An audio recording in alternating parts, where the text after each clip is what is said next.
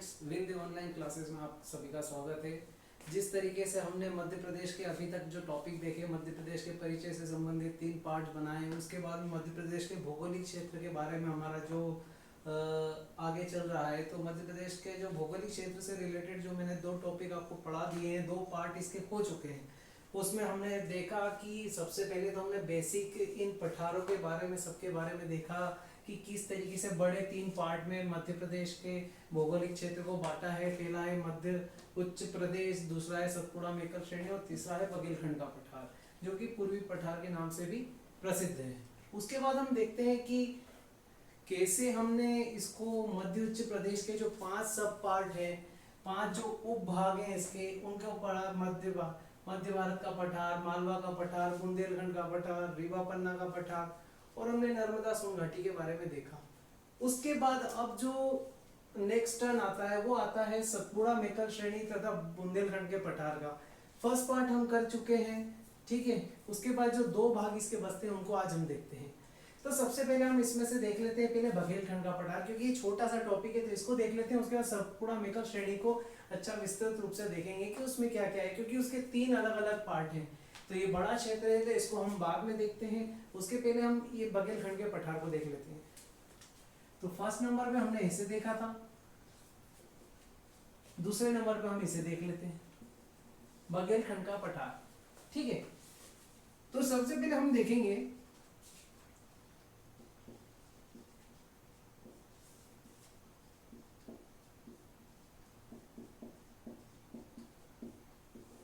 बघेलखंड का पठार। इसको पूर्वी पठार के नाम से भी जाना जाता है। और पूर्वी पठार कैसे, अगर भारत के रिस्पेक्ट में हम देखें, अगर मैं भारत का एक छोटा सा मैप बना के आपको समझाना चाहूं इसके बारे में,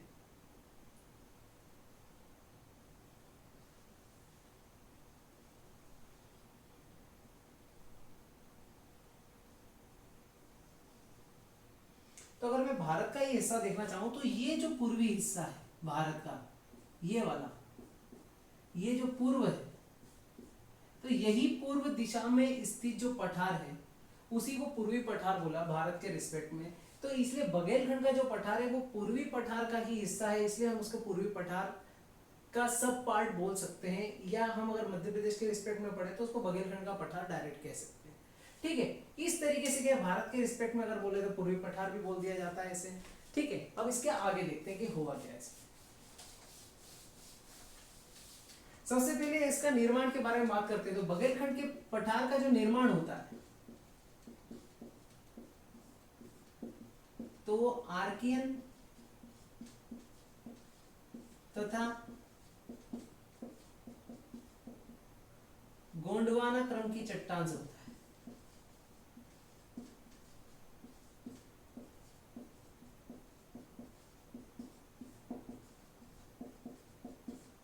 आर्कियन और गोंडवाना क्रम की चट्टान। अब अगर गोंडवाना क्रम की चट्टान यहाँ पर है तो सीधी सी बात है, यहाँ पर क्या होगा, खनिज में कोयले की मात्रा अधिक होगी, ठीक है। वो भी देखेंगे हम, खनिज के अंदर हम लिख देंगे। पर अब इसको ये देखते हैं कि बघेलखंड के पठार के चारों तरफ क्या क्या स्थिति है। अगर हम बीच में मान लें कि ये बघेलखंड का पठार है,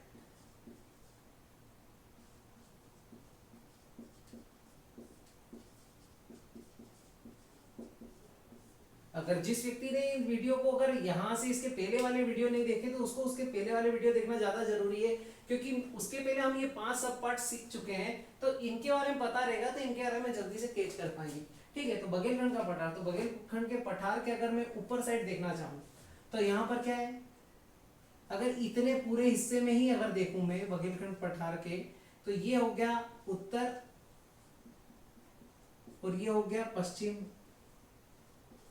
तो अगर एक पूरे ही नाम को अगर लेना चाहूं, उत्तर पश्चिम के बीच में क्या है, तो यहाँ नर्मदा सोन घाटी है।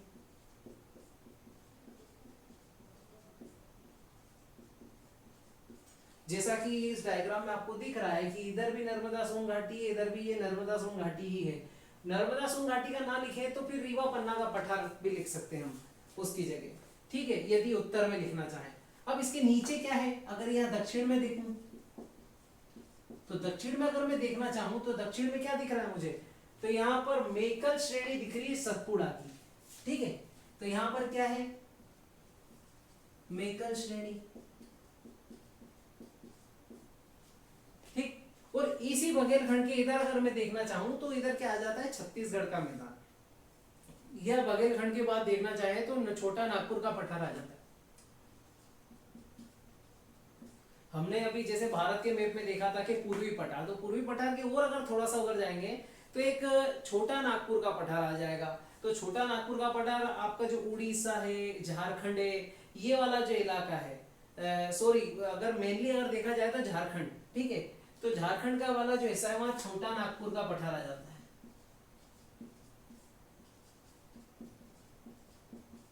अब ये इसलिए लिख रहा हूँ क्योंकि बघेलखंड क्या है, सिर्फ हमारे मध्य प्रदेश में नहीं है, बघेलखंड इस मध्य प्रदेश के बाद इस छत्तीसगढ़ में भी फैला हुआ है और ऊपर थोड़ा सा बिहार का भी टच एरिया जो है बघेलखंड वहां तक विस्तृत है।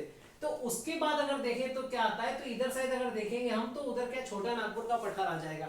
इसलिए मैंने यहाँ पर ये लिखा है कि इस तरीके से बघेलखंड के पठार में क्या क्या स्थिति है, उसके चारों तरफ क्या क्या भौगोलिक स्थिति विद्यमान है, ठीक है। उसके आगे हम देखते हैं कि आगे क्या चीज है।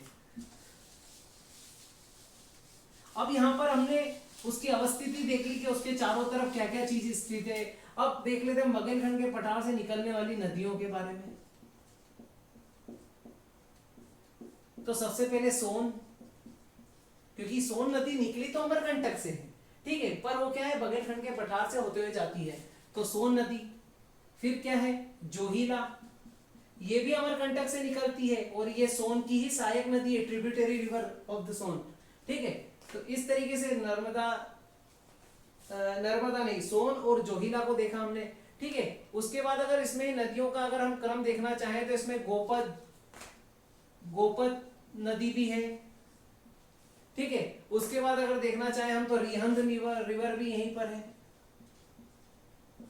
तो इस तरीके से जो मुख्य मुख्य जो रिवर थी वो मैंने यहाँ पर बता दी कि सोन, जोहिला, गोपद, रिहंद, तो ये क्या बघेलखंड के पठार की मुख्य नदियां। अब बघेलखंड के पठार का हम देखें, ठीक है, तो यहाँ पर क्या है, एक तो पहाड़ी क्षेत्र है, इसलिए यहाँ पर बांधवगढ़ नेशनल पार्क भी इसी क्षेत्र में स्थित है। अगर देखना चाहे अगर जैव विविधता के हिसाब से, जैव विविधता के हिसाब से अगर देखें हम तो यहाँ पर क्या है बांधवगढ़ नेशनल पार्क,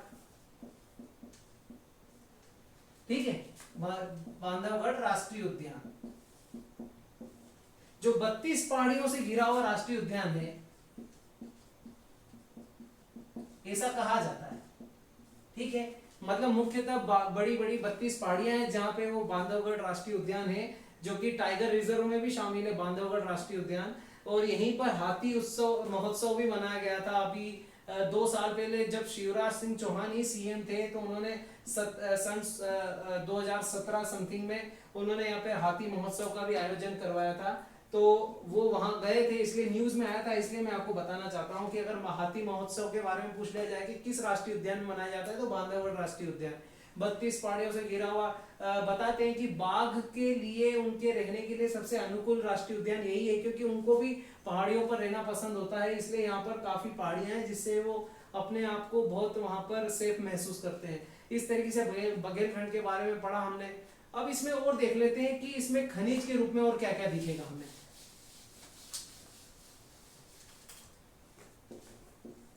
तो खनिज के रूप में देखें तो मुख्यतः एक खनिज जो है सबसे ज्यादा, उसी की बात करेंगे हम, कोयला।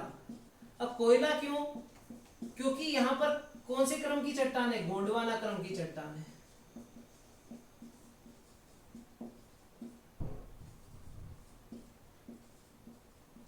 अब ये कई लोगों को लगता होगा कि गोंडवाना क्या है, ये नाम आ जाता है, तो ये क्या है, देखिए क्या है, जब पृथ्वी एक सिंगल पार्ट के रूप में थी, जैसे ये पृथ्वी है, ये समुद्र है, तो एक हिस्सा बीच में था जो एकमात्र महाद्वीप था, ठीक है। मैं एक आपको समझाना चाहता हूं, जिसको गोंडवाना और अंगारा लैंड क्या होता है ये क्लियर हो जाएगा, क्योंकि कई लोगों को कंफ्यूजन बना रहता है इसमें। तो जब पृथ्वी, जब सबसे पहले स्टार्टिंग की बात है, तो एक पूरी पृथ्वी एक ही पार्ट के रूप में थी, वो ये बीच वाली है जो मैं आपको बता रहा हूं, ठीक, जिसमें ये जो आसपास इसके जो सबसे बड़ा समुद्र था इसको बोलते थे पेंथालासा, ठीक। ये महाद्वीपीय विस्थापन सिद्धांत और भूगोल के जो पार्ट हैं उसमें काफी कुछ विश्व भूगोल जो आता है उसमें पढ़ने में ये सब चीजें आती है। और ये जो था ये पेंजिया था बीच में, इसे क्या बोलते थे? पेंजिया। तो ये जो पेंजिया था और पेंथालासा था, तो ये पेंजिया जब स्टार्टिंग में दो पार्ट में जब ब्रेक हुआ, जब ये दो पार्ट में ब्रेक हुआ, अगर ये इस तरीके से ब्रेक होता है, तो ये जो ऊपर का हिस्सा था ये था अंगारा लैंड। इस अंगारा लैंड से क्या हुआ, साउथ अमेरिका और ये क्या बोलते हैं, साउथ अमेरिका, यूरोप है आपका, उत्तर अमेरिका है, ग्रीनलैंड है, इन सब का निर्माण हुआ। एशिया ऊपर वाला पार्ट जो रशिया है, यूरोप है, यूरेशिया है, ये सब जो है अंगारा लैंड से टूट के बने हैं। ठीक है, अंगारा लैंड का बाद में समय के साथ विभाजन हुआ तो क्या है, वहां से ये सब चीजें बनी। और नीचे के जो पार्ट है, अफ्रीका है, भारतीय प्रायद्वीपीय प्लेट है, और यहाँ पे ऑस्ट्रेलिया जो है, ये सब क्या है, गोंडवाना में। ये जो नीचे वाली प्लेट है ये गोंडवाना लैंड है।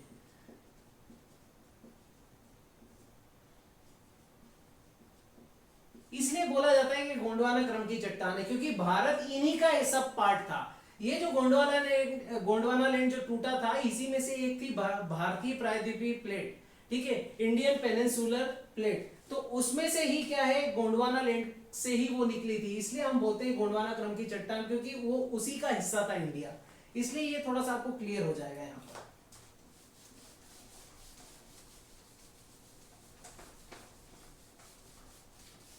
अब हम आगे देखना चाहेंगे इसमें। तो बघेलखंड के बारे में हमने इतना देखा कि बघेलखंड में क्या क्या चीजें थी। तो बघेलखंड क्या है, मध्य प्रदेश का सबसे छोटा हिस्सा है।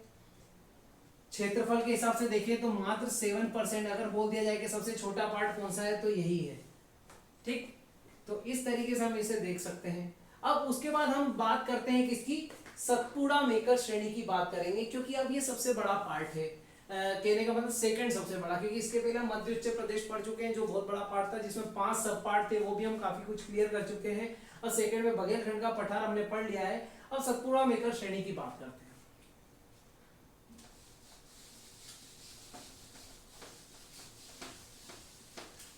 अब मैं इनको हटा देना चाहता हूं, साइड वाले जितनी भी चीज है, ताकि हम लास्ट टॉपिक पे अच्छे से बात कर सकें। अब यहां जो हम बात करना चाहेंगे वो क्या है, सतपुड़ा मेकर श्रेणी।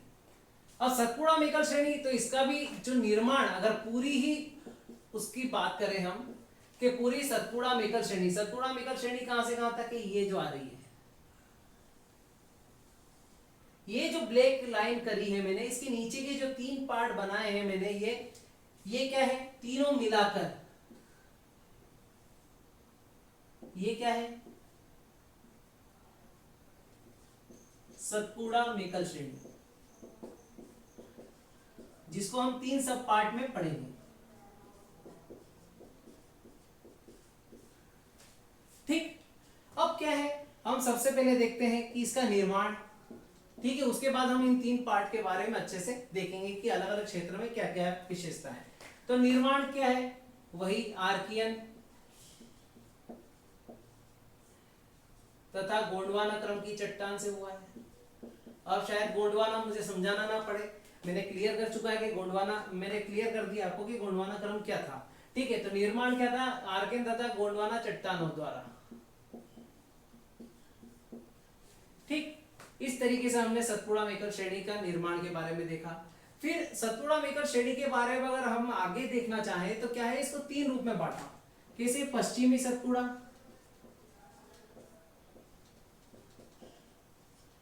अगर इसे मध्य प्रदेश के हम रिस्पेक्ट में देख रहे हैं, पश्चिमी सतपुड़ा, क्योंकि मध्य प्रदेश का पश्चिमी हिस्सा है। फिर मध्य सतपुड़ा देखेंगे,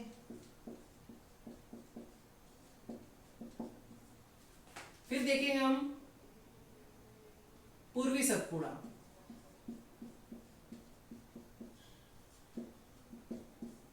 जिसको आप मेकर श्रेणी भी कहते हैं।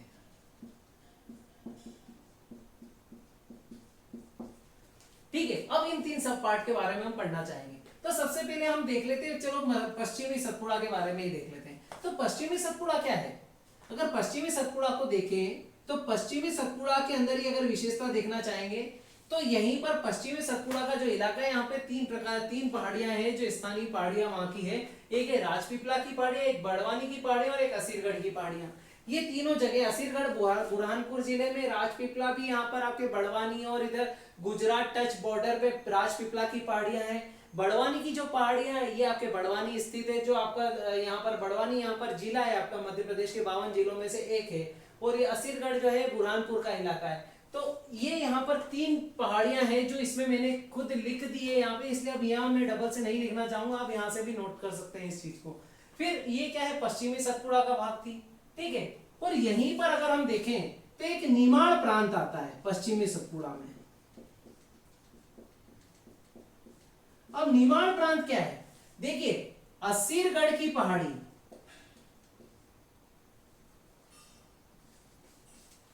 नीचे असीरगढ़ की पहाड़ी,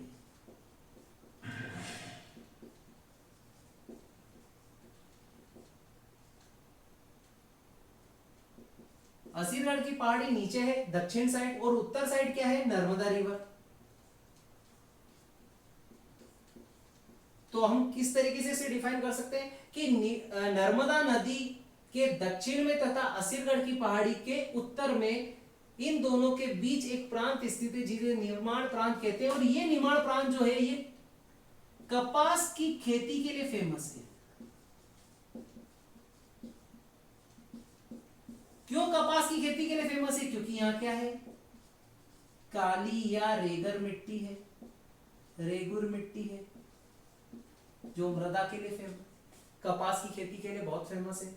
इस तरीके से हमने क्या देखा, पश्चिमी सतपुड़ा के बारे में देखा कि यहाँ पर क्या है। अब ये इतना बड़ा सतपुड़ा है कि हमें पूरा बताना पड़ेगा पूर्व से लेके पश्चिम तक। तो इतना भी आपका अगर आपने डिफाइन कर दिया कि इसकी मेन विशेषता क्या है तो काफी होगा। अब हम मध्य सतपुड़ा की बात करना चाहेंगे, ठीक है। तो ये यहां पर हो गया।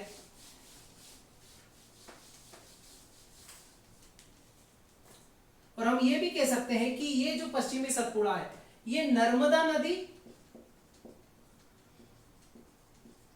तथा ताप्ती नदी के मध्य है, क्योंकि ताप्ती नदी क्या है, महाराष्ट्र और मध्य प्रदेश के बीच में बॉर्डर बनाती है, जो कि बैतूल के पठार के मुल्ताई जगह के नाम से ताप्ती रिवर निकलती है। तो ताप्ती रिवर और इनके बीच में ही क्या है, ये हिस्सा है, कौन सा, निमाड़, ठीक है। इस तरीके से इसे देखा जा सकता है। अगर आप मैप पे देखोगे तो आपको बिल्कुल एग्जैक्ट यही पोजीशन मिलेगी इसकी। अब उसके बाद हम देखते हैं मध्य सतपुड़ा। मध्य सतपुड़ा के बारे में देखना चाहेंगे तो यहाँ पर देखो, मैंने सबसे पहले आपको बताया कौन कौन सी पहाड़ियां हैं, महादेव की पहाड़ियां है और बैतूल का पठार है। सबसे पहली बात महादेव की पहाड़ियों के बारे में देखते हैं। तो महादेव की पहाड़ी में क्या दिख रहा है हमें, धूपगढ़।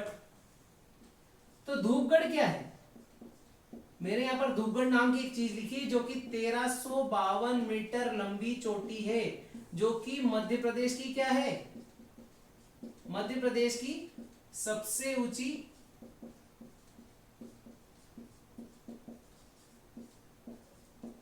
चोटी या शिखर या पिक पॉइंट है। मध्य प्रदेश का सबसे ऊंचा शिखर क्या है, धूपगढ़, जो कि महादेव पहाड़ियों का हिस्सा है। और ये महादेव पहाड़ी किसका है, सतपुड़ा पर्वत श्रेणी का, ठीक है। महादेव पहाड़ियां एक छोटा सा पार्ट है, किसका सब पार्ट है, सतपुड़ा पर्वत श्रृंखला का। सतपुड़ा एक पूरी पर्वत श्रृंखला है, उसका एक हिस्सा है महादेव पहाड़ी, और महादेव पहाड़ी की एक जो चोटी है वो है कौन सी, धूपगढ़। इस तरीके से हम इसे देखेंगे, ठीक है। उसके बाद हम देखते हैं कि धूपगढ़ के बाद क्या है, तो यहाँ पर बैतूल का पठार जो लिखा है, तो बैतूल के ही मुल्ताई से,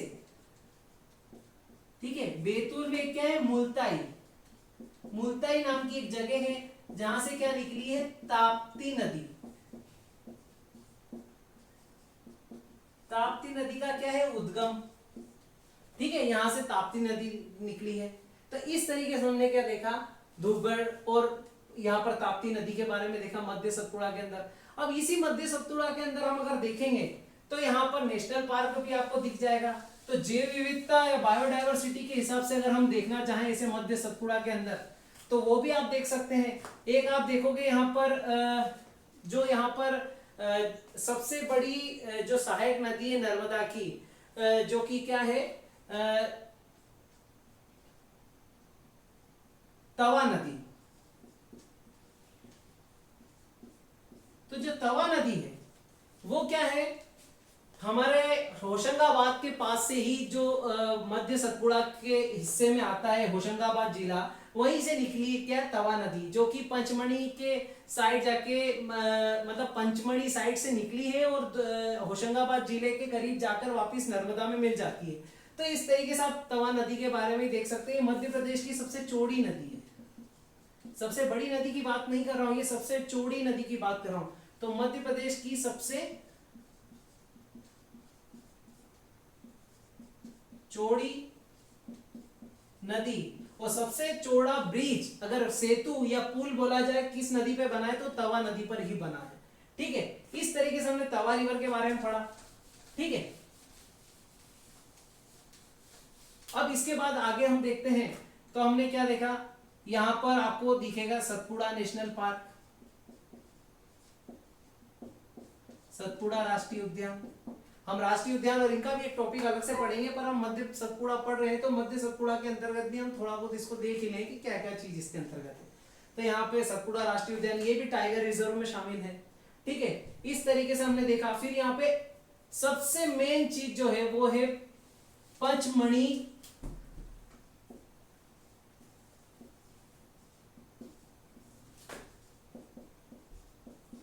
बायो रिजर्व।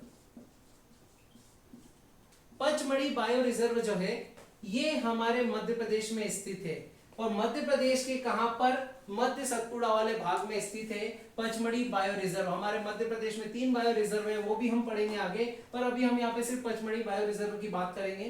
तो ये जो पंचमढ़ी बायो रिजर्व है ये वर्ष 1919 में स्थापित किया गया या बनाया गया, और इसको क्या है फिर वर्ष 2009 में यूनेस्को में शामिल किया गया इसे। तो यूनेस्को की लिस्ट में भी ये शामिल है। तो मध्य प्रदेश में 3 बायो रिजर्व है, Panna bio reserve, Pachmarhi bio reserve और अचानक अमरकंटक बायो रिजर्व, जिसमें से 2 बायो रिजर्व यूनेस्को में शामिल है, उसमें पचमढ़ी और अचानक अमरकंटक है। अमरकंटक बायो रिजर्व की आगे हम डिस्कस करेंगे। तब तक इसके बारे में मैंने आपको बताया कि 1999 में स्थापित किया गया और 2000 मतलब इसको बायो रिजर्व का दर्जा मिला, और 2009 में इसे यूनेस्को की जो प्राकृतिक धरोहर है उसमें शामिल किया गया। तो इस तरीके से मध्य सतपुड़ा के बारे में हमने पढ़ा।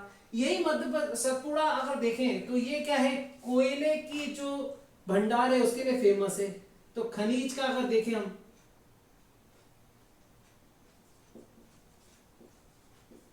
खनिज, तो खनिज में कौन है, कोयला,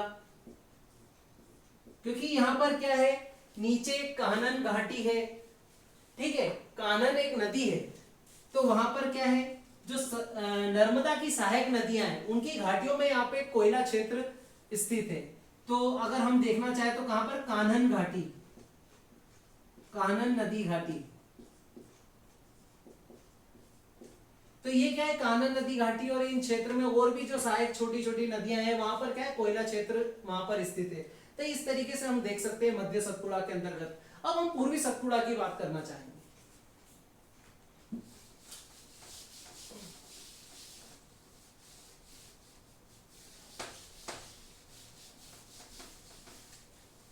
अब पूर्वी सतपुड़ा हमारा हिस्सा जो बचा है, अब पूर्वी सतपुड़ा क्या है, तो सबसे पहले हम यहां देख लेते, मैंने एक और यहां पर एक चोटी बना रखी है जो कि क्या है, अमरकंटक।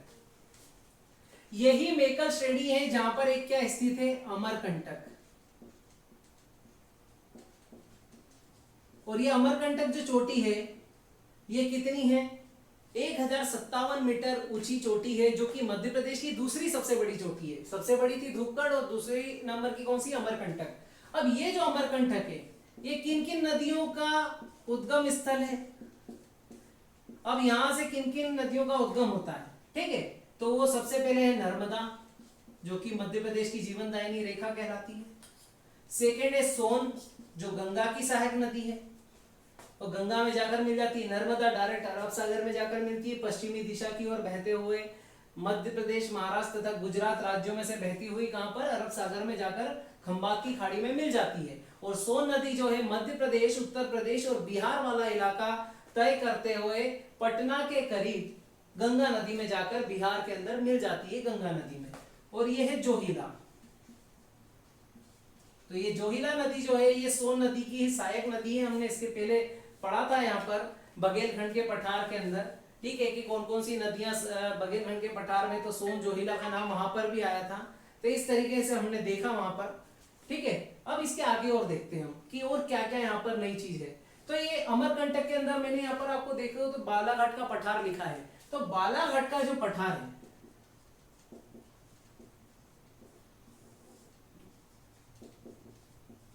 ये बालाघाट का पठार जो है ये मैग्नीज और तांबा के लिए फेमस है, ठीक है। मैग्नीज और तांबा क्षेत्र इन पठारों में जमीन के अंदर क्या है, मैग्नीज और तांबे की अधिकता है। तो ये जो तांबा है, यहां से तांबा जो है, यहाँ पे मैग्नीज में क्या है, भरवेली की खदान, भरवेली नाम की जो जगह है वहां की खदान से मैग्नीज प्राप्त होता है। और तांबा जो है ये जो प्राप्त होता है ये मलाज खंड से प्राप्त होता है। मलाज खंड, ये दोनों ही कहां पर है, बालाघाट में ही स्थित है, ठीक है। भरवेली और मलाज खंड, यहां से तांबा प्राप्त होता है। और इनका जो खनन है वो कौन करता है, HCL। तांबा का खनन कौन करता है, HCL, हिंदुस्तान कॉपर लिमिटेड, ठीक है। तो ये क्या है, तांबा का खनन करता है, कहां से, बालाघाट से। इस तरीके से देखा तो हमने खनिज के बारे में भी यहां पर पढ़ लिया। अब यहाँ पर बालाघाट के पठार से कौन सी नदी निकलती है, तो यहाँ पर अगर नीचे साइड दक्षिणी इलाके से देखें हम, ठीक है, परासवाड़ा का पठार है, सिवनी और बालाघाट का जो कंबाइन एरिया है, सिवनी से लगती है बालाघाट जिले की सीमा। और यहीं से हमारी जो एक रिवर है वेनगंगा रिवर, तो वेनगंगा नदी निकलती है यहाँ से, कौन सी, वेनगंगा, जो आगे जाके वर्धा नदी में मिलकर, दोनों नदियां मिलकर, वर्धा और वेनगंगा नदी मिलकर प्राणहिता नदी बनाती है। और प्राणहिता रिवर जो है गोदावरी की ट्रिब्यूटरी रिवर है, जो कि नीचे दक्षिण में जाकर ये गोदावरी नदी में मिल जाती है, ठीक है, जो महाराष्ट्र में बहती है, ठीक है। और इस तरीके से हमने देखा कि भाई ये क्या है, पश्चिमी सतपुड़ा, मध्य सतपुड़ा, और ये क्या है आपका पूर्वी सतपुड़ा। ये क्या है, मेकल श्रेणी को क्या कहा जाता है कि सतपुड़ा का पूर्वी विस्तार, मतलब सतपुड़ा जो श्रेणी है, पर्वत श्रृंखला है, उसका जो पूर्व में जो विस्तार हुआ है उसी को क्या बोला गया है, मेकल श्रेणी। तो इस तरीके से आप इसे देख सकते हैं, ठीक है। तो इस तरीके यहाँ पे ये नदियां हैं, खनिज, जो मुख्य मुख्य पार्ट है हमने देख लिए। इस तरीके से मध्य प्रदेश का जो भौगोलिक क्षेत्र है वो यहाँ पर क्या है, पूरा होता है। इस तरीके से मैंने 3 पार्ट के अंदर भौगोलिक क्षेत्र आपको समझाया है। इसमें काफी कुछ अगर आपको समझ आया तो अच्छी बात है, और अगर आपको कुछ टॉपिक ऐसे समझ में नहीं आते तो आप कमेंट बॉक्स में इसके बारे में बता भी सकते हैं। और ये सब जो पार्ट हमने पढ़े हैं ये किसका हिस्सा है, मैं आपको अब ये अंत में बताना चाहता हूं। हमने जो मध्य प्रदेश का पूरा भौगोलिक क्षेत्र देखा, ये सब किस चीज के हिस्से हैं। तो मैं यहाँ पे भारत का एक नक्शा बनाना चाहूंगा और उसके थ्रू आपको मैं समझाना चाहूंगा। अगर मैं देखूं तो भारत की स्थिति ऐसी कुछ है हमारे,